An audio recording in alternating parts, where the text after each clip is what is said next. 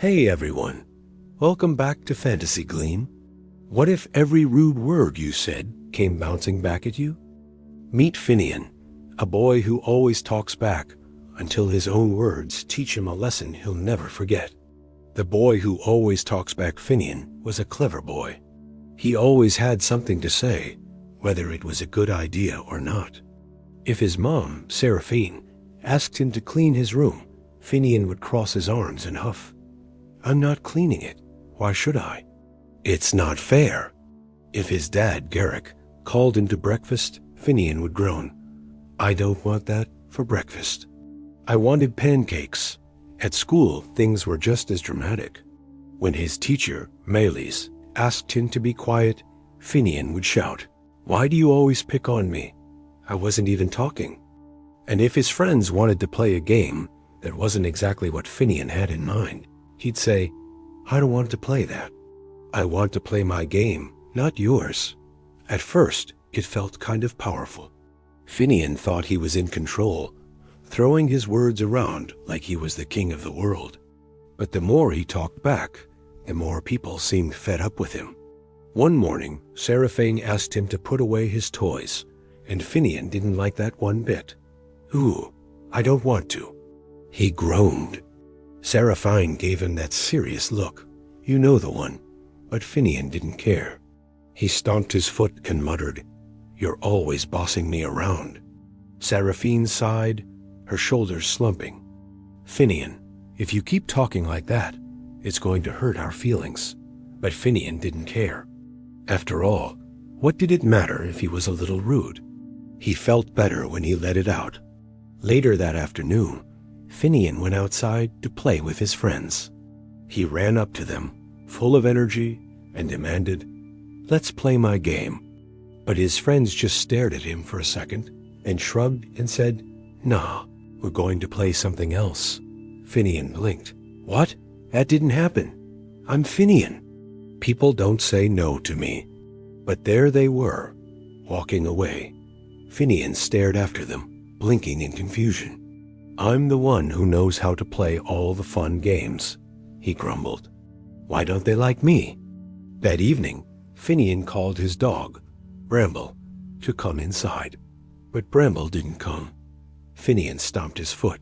"Bramble, come here right now." Instead of wagging his tail and rushing over, Bramble turned and trotted off toward the bushes, completely ignoring Finnian. Finnian gaped in disbelief. "Why does everyone ignore me? What's going on?" Feeling very annoyed, Finnian went back inside and tried to talk to his mom, but she just gave him a tired smile and said, "Okay, Finnian, let's try to do better tomorrow." Finnian didn't feel like doing better. In fact, he was starting to feel kind of grumpy. Why didn't anyone ever just listen to him? Was he really that bad? That night, Finnian fell into a deep sleep. And oh, what a sleep it was. Finnian woke up in a world that looked nothing like his room. Everything around him seemed to bounce and jiggle like jelly.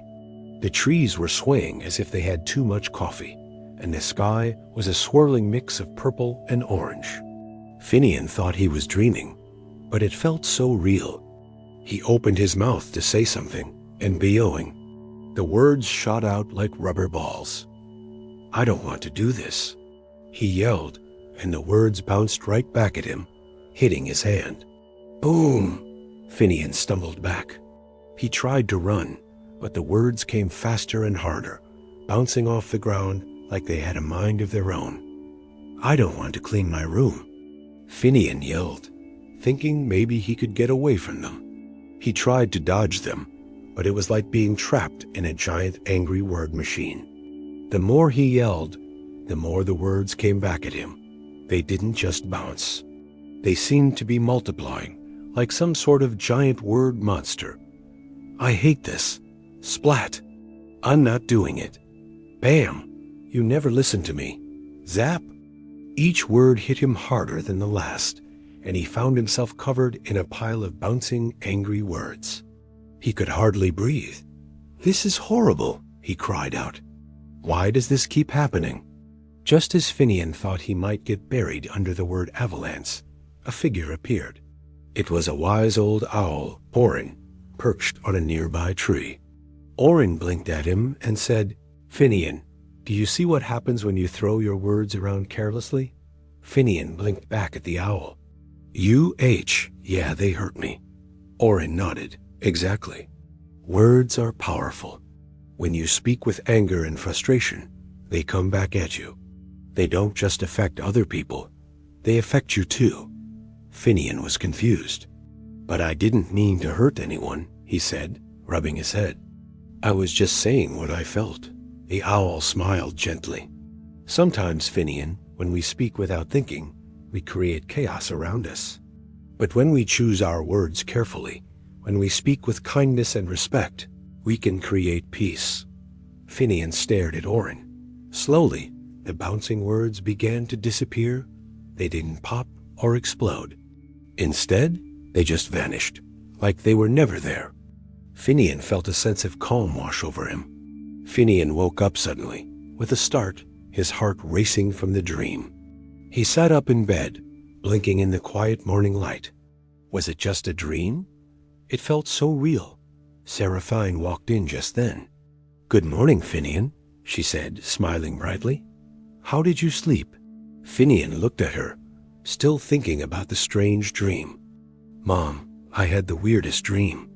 There were these words bouncing all over the place, hitting me, and I realized I was the one causing it." Seraphine raised an eyebrow, amused. "That sounds like a wild dream. What happened?" Finnian took a deep breath. "Well, every time I said something rude or yelled at someone, my words came back at me. They hit me, and it hurt. And then I realized I was making everything worse with my words, not better." Seraphine nodded thoughtfully. "Sounds like that dream taught you something important." Finnian's face lit up. "Yeah, I think it was trying to show me that when I talk back or say mean things, it doesn't just hurt others, it hurts me too.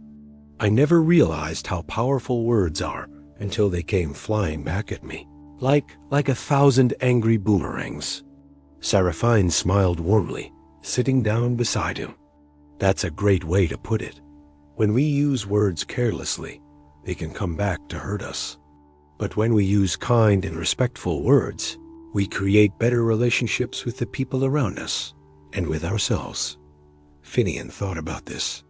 "I don't want to make things worse anymore, Mom. I want to be more careful with my words. I want to make people feel better, not worse." Seraphine gave him a big hug. "I'm proud of you, Finnian. It's not always easy, but I know you can do it." That morning, Finnian was asked to clean his room. Normally, he would have groaned and complained, but this time he looked around and said, "Okay, Mom, I don't really want to, but I know it needs to be done. Can we do it together later?" Seraphine grinned. "That sounds like a great plan, Finnian." Later, when Finnian went outside to play, he smiled and said, "Can I join your game, guys?" His friends smiled back and said, "Of course, Finnian. Let's play." When Finnian called Bramble to come inside, he said softly, "Come here, boy." This time, Bramble came running, wagging his tail. Finnian smiled to himself. This felt good. His words were no longer bouncing back at him. They were connecting him with people, and even his dog. From that day forward, Finnian was careful with the words he spoke. He knew they had the power to make people feel good or bad, and he chose to use them wisely. No more bouncing words. No more hurtful things. Just kind, respectful words that made the world a little brighter for everyone, including himself. And that's how Finnian learned. When we speak with kindness, our words don't bounce back. They build bridges. If you enjoyed this story, don't forget to like, share, and subscribe to Fantasy Gleam, where every story shines with a little magic.